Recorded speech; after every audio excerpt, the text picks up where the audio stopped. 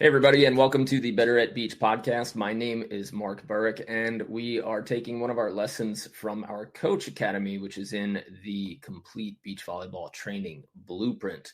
Now, if you don't know, we have 2 meetings every week, and we do them live, and we have live Q&As, and we also bring in guests weekly. One of our meetings is dedicated to coaches, leadership development, practice design, drill design, and how to work with different athletes and fix their techniques. The other meeting that we have in the blueprint every week is for players, where we go over video analysis. We study their game footage. We study their practice footage. And we really get deep into workouts as well. So people are posting their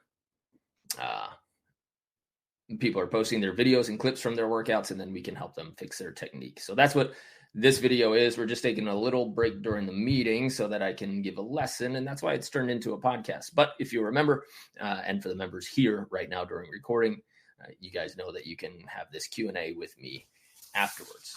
So I want to share something that I got to go through in a leadership and business development conference. So dropped $2,000 for 2 days of education. And to me, it was absolutely worth it. One, if you're a coach and you are not regularly hunting out other coaches, trying to be present at other practices, going to practices from other sports, and seeing what they're saying, how they're developed. One thing that it comes from my coaching, when I go and I see Little League practices, because there's a Little League field right down the block that I take my daughter for a work every day, or I take her for a walk every day. And I see some Little League practices, and I see some great Little League practices. And if you're in our coaches program, you know that one of the things that we harp on is no lines. How do we maximize repetitions and attempts for our players? There's not always the opportunity to completely eliminate lines, but if your mind, your eyes are constantly working to say, how can I convert this drill or this practice so that everyone gets more reps more frequently? If somebody is spending 90 seconds 2 minutes without touching a volleyball, that's a huge issue. It's a huge issue. Your players are not getting the repetitions. If you, as the coach, are the one who is getting more reps than any individual player, that's a problem. If you're the one who's spiking, if you're the one who's controlling all of the sets, if you're the one who is serving every ball, hunt down ways to get out of that position. And if you have low skill, fine, give them a rep. If they fail at the rep, or if it's unplayable, then you figure out a way to pop a ball in so that they then can play full. So for example, if we're doing like King of the Court and you have either 60-year-old ladies or 6-year-old kids, we don't serve for them. We give them a free chance to serve. We say, you're not going to be penalized. We just need you to try to serve overhand. Okay. Develop this motor pattern and overcome the fear of missing the serve. After that, if you know that you have a court or a specific player even that is consistently missing, you can be their backup. And that's why as a coach, you always carry 1 or 2 balls with you. If you're a coach, I would say in general, you should always have balls being carried on your person so that if one ball gets whacked 100 yards, hey, how do I maximize reps per minute? My player doesn't have to go and chase that. And now they're going to lose maybe 10 to 20 seconds chasing the wild ball. Instead, hey, I've got a ball in my hand. I will make sure that I always have 2, and then we can keep going. Okay, that's a good way to maximize reps. And since you have that, and since you've positioned yourself properly, in other words, if servers are missing and they're not getting balls in consistently, well, at that point, luckily, you've positioned yourself right where the servers are, right where they're most likely to miss. and then you can enter the ball right afterwards so that the people in serve receive don't have to wait for 5 missed serves before playing a point. Okay, so that is a quick and easy way to maximize your reps for those practices. Okay, get rid of lines, maximize repetitions. Now, if we go back to Little League Baseball, we're going to take a journey into baseball for a little bit. Most people think that baseball, I won't say most people, there are those people who consider baseball to be a boring sport because you have 10 players competing at once, one ball, and the amount of actual action that you might have with that ball or interaction with that ball. Some positions get 1 or 2 interactions in a 2 or 3 hour game. Should we practice like we play?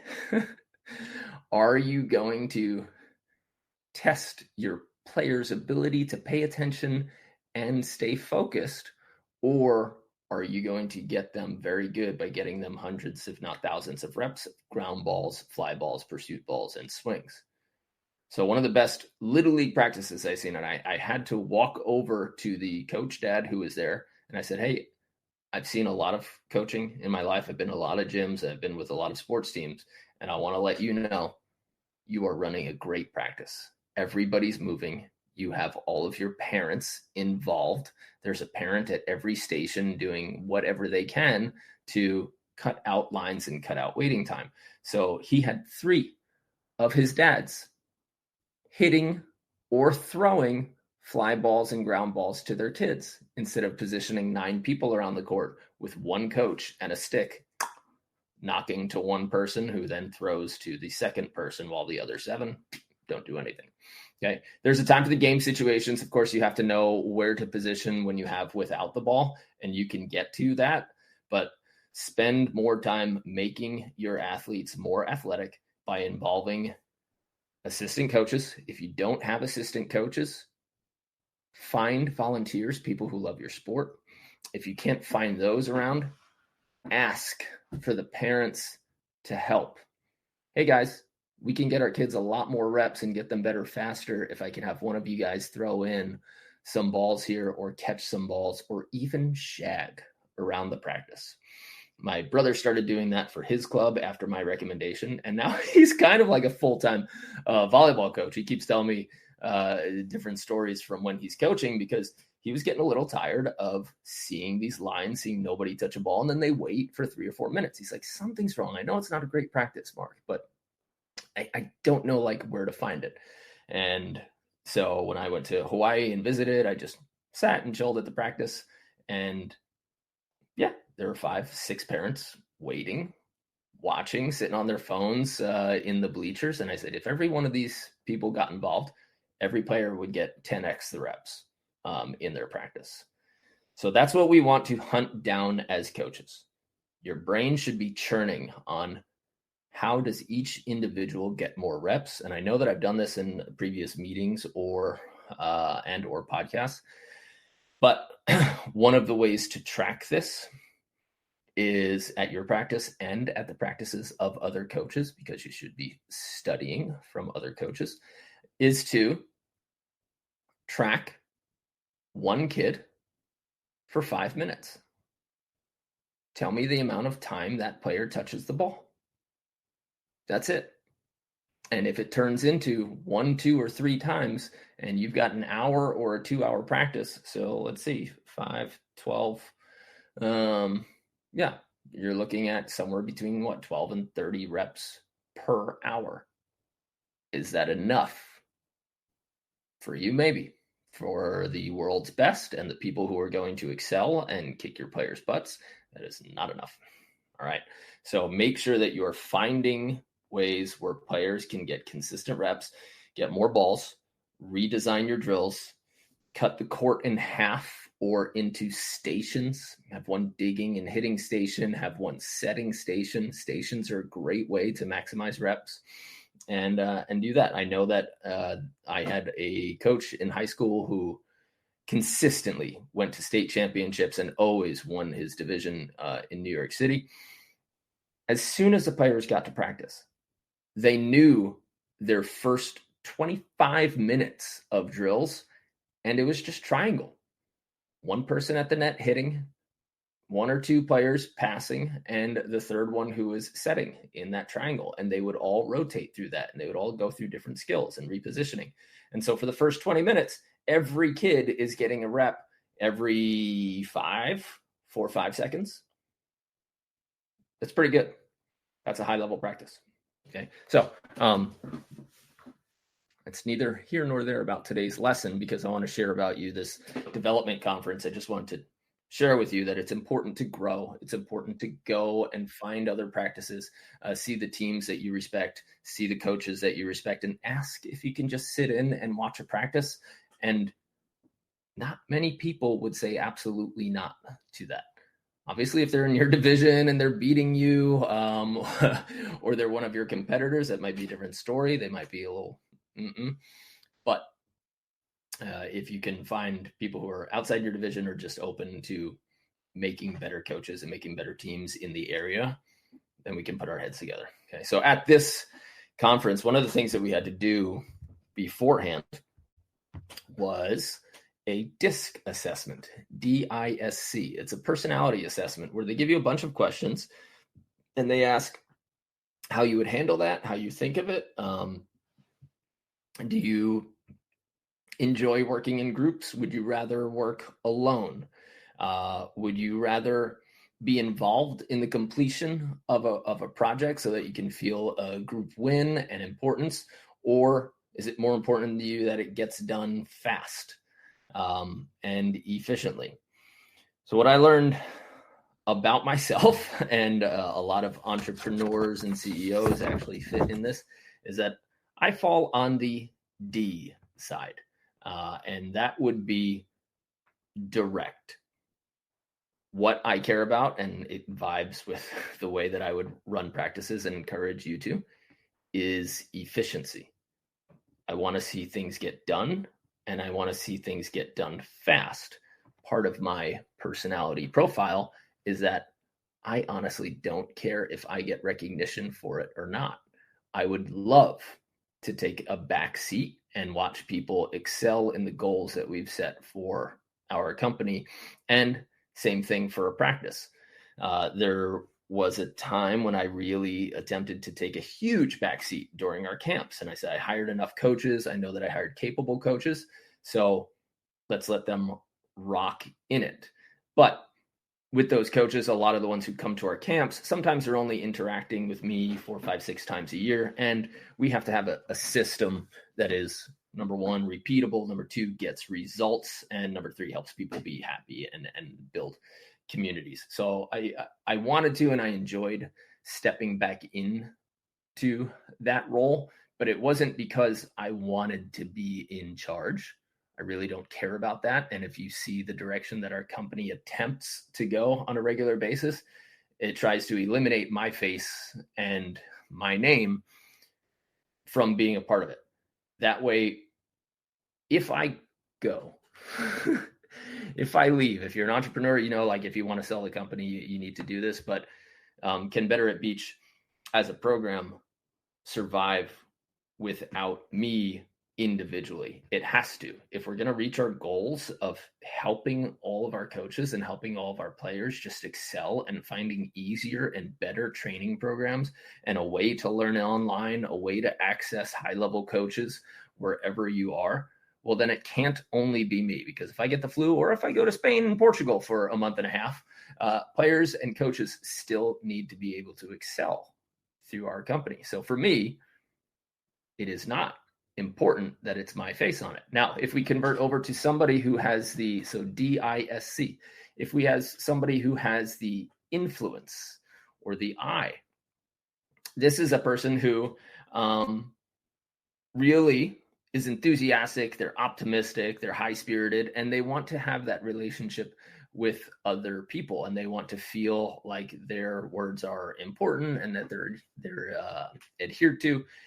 And that's a part of that relationship. And each one of these personalities comes with a set of faults or hard edges that you should learn to shave down or smooth out, and they come with relationships to the other ones.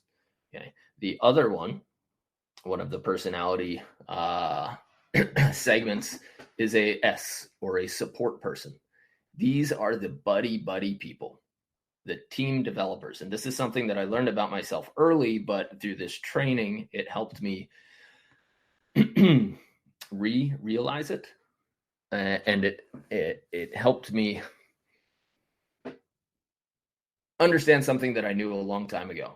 I like efficiency. I like hard work, and that's it. So long as everybody's working hard and we're working towards a goal, I'm happy. I don't need to be shouting and getting fired up and hugging everybody. Every now and then I did and do, and that was the only way that I could get onto a court when I was playing 6-on-6, was through personality and hyping people up. But the S personality is somebody who gathers those people, and if they don't check in with everybody, if they don't feel like everybody's connected, if they don't feel like the coach or the other players are supporting them and feeling good about their relationship, they will not be there for you. They'll probably shut down. And I know that I've shut down several players and several employees because it's not on my list. It doesn't even come into my radar to naturally say, how are you? How's it going? Tell me about your life. That's a practice skill, and I've gotten a lot better at it, at paying attention and hearing people. And actually, when I do ask, I actually enjoy hearing about it, but it's not an automatic thing for me. It's not an automatic thing for me to check in with people and see how they're doing before we get into practice. So in our coach manual, that members here, you guys should be able to access, and in the one that we are getting printed and distributed, one of the things that we have to do for every class, Tomer, I know you're hearing this, for every class, every camp, every time you show up to a practice, call somebody by name, if not all of them, greet them, and ask them a question.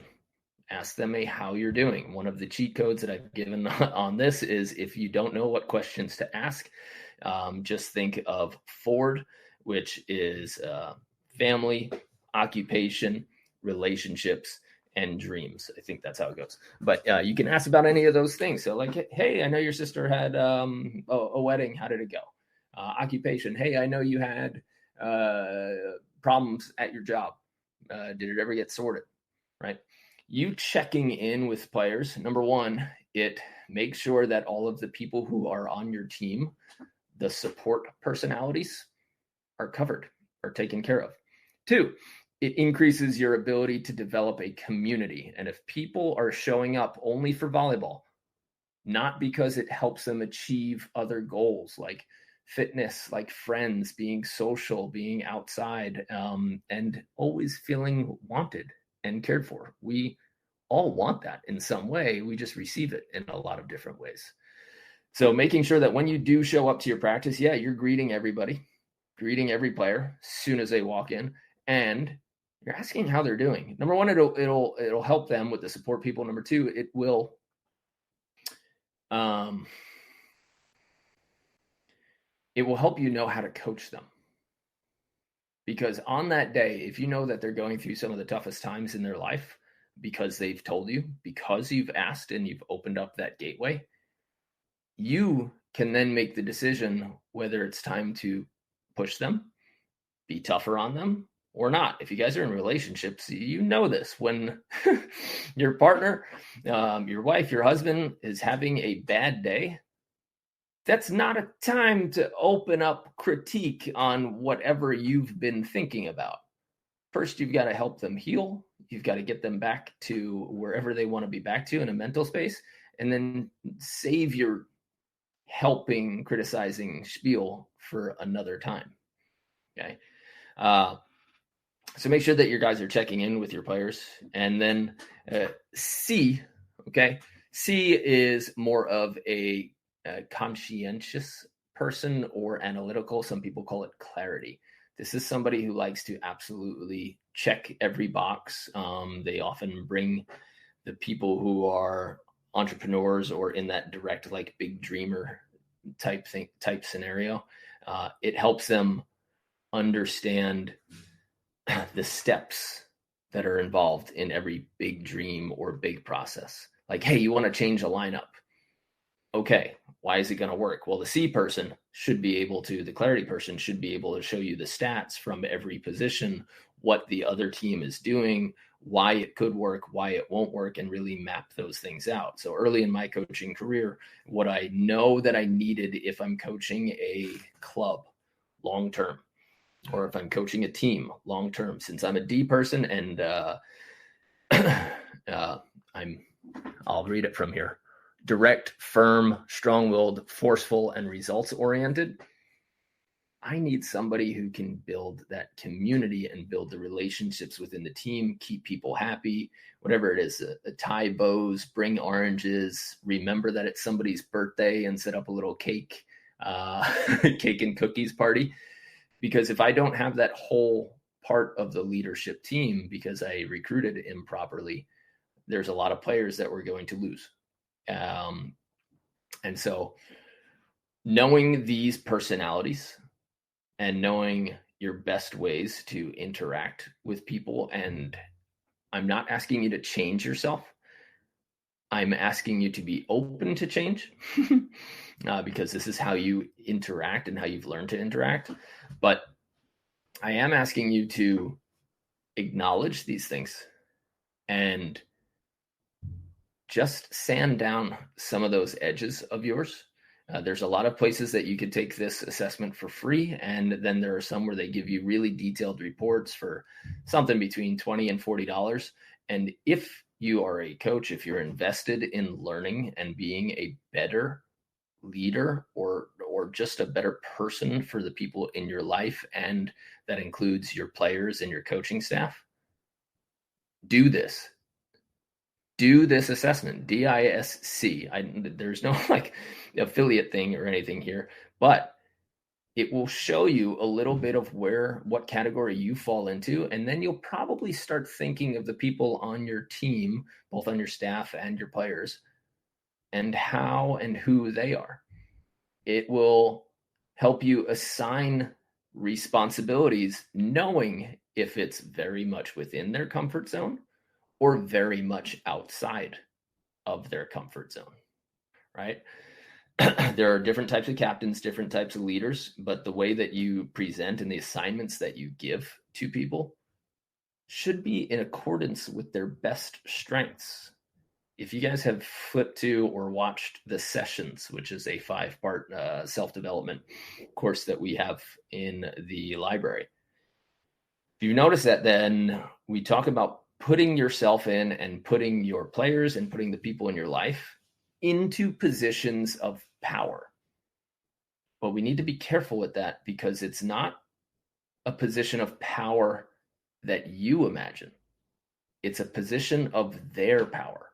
Where can they be strong? Where do they feel confident?